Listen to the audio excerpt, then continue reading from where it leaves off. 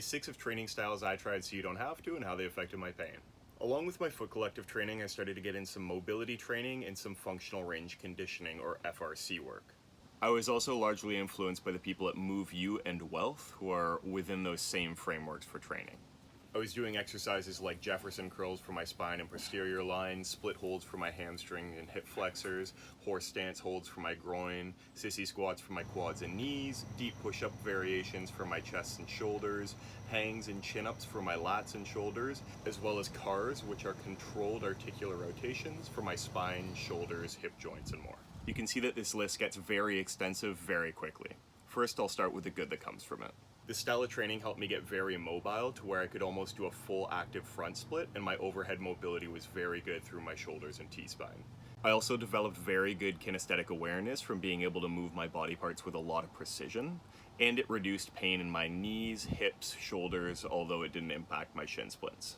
As for the cons of this style of training, whenever I took a day or two off of my training, my pain would return very quickly. I still didn't feel very athletic and was still tight in some muscles and joints, regardless of my improved mobility and stability. This is a huge difference with my current training, where I can take several days off and still feel pretty good, able to play sports or go for a jog with a very brief warm-up. When the framework you're working in is that joints need more mobility, strength, and stability through all those ranges of motion, you open an endless list of possible options and exercises to train all those joints and muscles through their full range of motion. Not only is this not really feasible in my opinion for regular people because it's so time consuming, but I also found it very difficult to build strength and muscle mass with these kinds of exercises, which is important for athleticism and also because people want to look good.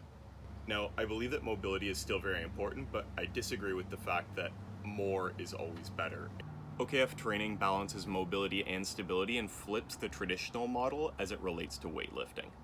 I learned a ton from this style of training and hope you get some of this value here.